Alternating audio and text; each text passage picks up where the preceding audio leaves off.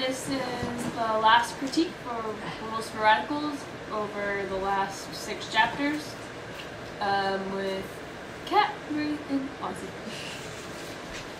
Okay. Maria, you wanna go? Yeah, so we're just gonna start by like. Yeah, I think we should start. Alright, well, in Education of the Organizer, Alinsky talks about what exactly creates an organizer and what characteristics they should have and like what limitations are placed upon creating an organizer. Mhm. And he talks about the character. What page is this on again? Sorry. 65. Yeah.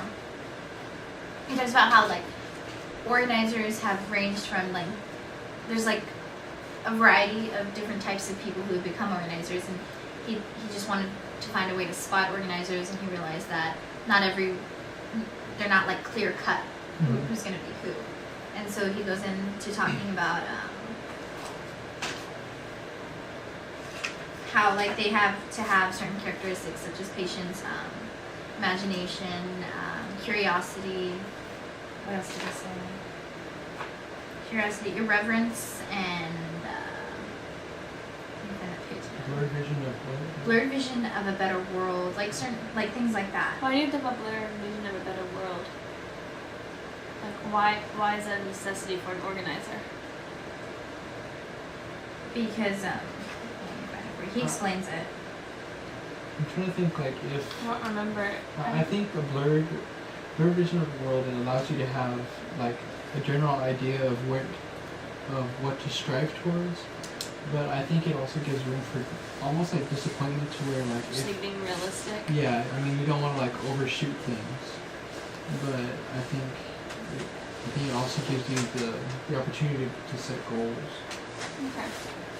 Okay, he uses the analogy of like an artist who, okay, because he says that much of organizers' daily work is detailed, repetitive, deadly monotony, like in order to get things done, it's just repetitive. Mm-hmm. And he uses the analogy of like a painter and how they can spend so much time on this one little aspect of a piece of art, like a leaf. They'll spend hours and hours working on it. And then finally you get to a point where you're like, what the heck am I doing, wasting all my time doing this? And then they have this blurred vision of their complete mural, and that's what keeps them going. That these little things will amount to something greater. And it's a blurred vision because it's not completely there yet, it's just in your mind. Mm-hmm. Okay. So it's what keeps them working. It keeps them, Well, I don't know, we were talking about it encouraged. earlier, like the ideal organizer. I still think a politician fits into that organizer. Because doesn't that politician have the blurred idea? Like, politicians, We'll see. they normally go in for, I don't know this for sure, but I feel like if I want to be a politician, I'm going to go in it for a certain cause. Right. Like, this is why I want to be a politician. This is the road to get there. And so I feel like they have that blurred vision of, like, their one thing they're really fighting for. But then that's when you have to come in, you have to think about the lobbyists and what exactly is going on. So are they the Behind the organizers? The lobbyists? Yeah. Or are you asking if the politicians are organizers? No, I think the politicians are organizers. See, I think it depends. I think it's Yeah. like on a case-to-case basis on who exactly is an organizer and who is just a leader. Like he describes that an organizer and a leader are two different types of people. That the organizer, he says, finds goal in creation of power for others to use, while a leader wants power for themselves.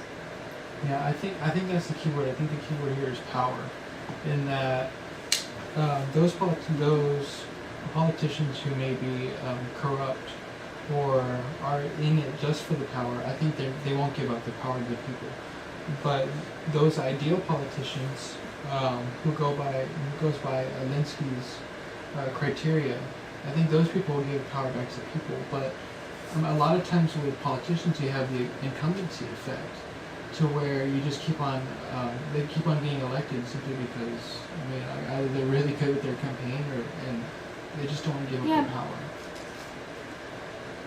I don't know. I guess I have a skewed vision on politics, but I feel like the people that are incumbent that keep getting elected in, they must be doing something for the people, right? Mm-hmm. So So then, in that sense, aren't they kind of giving power to the Or are they giving the illusion of power?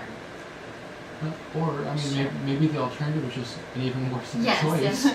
Most of the time that's the case. Yeah. You don't have a pick of who you really want in power. See, and that's the thing, in power. Like, those are the people you're choosing to be in power. Mhm. So you're giving them the power. So I don't know how that would work out. To be like whether or not they're organizers or leaders. our proxy? Like, that's up to them. Okay, well, okay, then he talks about his criteria for it is like he has like a wide variety. He doesn't believe that people can actually have all of these, like the curiosity, irreverence, imagination. And he says a But sense of humor. I like that though, because it's realistic that not everybody's gonna have those characteristics. Because I felt like with Paulo Freire, he was so concrete. Yes, like you yes. have Yeah. to have Have this. all You of need these. to have all these qualities. Otherwise, you are not. So it's organizer or so leader. wide. It's such a big variety because there's so many people who have been organizers who fit this and have done well. Like he talks about organized personality. He goes into some weird stuff. I think Well, like that There's different types of organizers. well integrated political schizoid, ego, a free and open mind, political relativity. But do you think that has to do with there being different types of organizers? I think he means like all of these characteristics. If you put them in a mix together, in a certain mix, they work well. Do you know what I mean? Like I don't think he means every single one has to be checked off. Right. He means that these characteristics, you know, if put together in the right way, Mhm. I mean, make a good organizer. So are these more criteria or characteristics of an organizer? He says, here's a list of the ideal elements of an organizer, the items one looks for identifying potential organizers and in appraising the future possibilities of new organizers, and pivot points of any kind of educational curriculum for Oh, see, these are just So- potential right, well- characteristics. Like they're not. He says this is what you should look out for. These are the things that you should be noticing for a potential organizer. But it's easier to like look for the things that you can say, oh, this person is not an organizer because of this and that. But Mhm. he says that these are the things to look for Right. within an I mean, he organizer. used the word elements, and that gives like the idea that those are potential things that could be used to Mhm. identify an organizer, and they're not necessarily like a checklist. That's why he says strongly, like he says that I doubt that such qualities and such intensity ever come together in one man or woman. But he says that these mixed together well can make a good organizer. And he thinks it's important to take that into consideration when teaching someone to become an organizer. He says that teaching someone to become an organizer all depends on the approach. Because there's like colleges and stuff like that that teach you to be like social workers are meant to be organizers. Like that's their role. Right. And they get field work, but he doesn't believe that they're actually getting field work.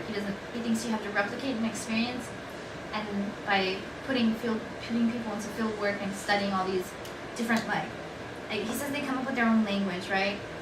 But that they're really not experiencing anything. And so there has to be a new approach to the way that organizers are being taught. And it sounds like it's solely focused on experience. Yeah, Yeah. I think he focuses a lot on experience. I don't know, how do you teach that? Like, I mean, we could study all the books that we want, but if we're not actually out there, then we don't really have like a Yeah. whole lot to say. He talks a lot about how experience is processed in a different way than actually being fed. Mhm. Like when someone is telling you something, it goes into the brain a different way than when you Right. actually experience it. Mhm. And I guess experience sticks longer and it has more of a relevant impact on the way you think because it all has like emotional connections, so it's stronger the way you think Right. about it. It's quicker. Right. I guess it's like kind of like touch and feeling, like memories. Mhm. You're more prone to remember something if you can like feel it, Right. you know. If Than, you appeal to the senses. Yeah. Right. so I think that's what the emotional part of it is, or experience part. Mhm. So do you think an organizer has to go through a period of kind of like trial and error for them to get experience? Do you know what I mean? Like, Like, should they have failed at some point? yeah, just to learn from their experience. I think so. I think so. I think field Like work with is people? necessary. Yeah. Yeah. I mean, you can't. I wouldn't say that after reading this book, I could go out there and organize a whole group Because because that would be completely against what he's saying to begin with. That Yeah.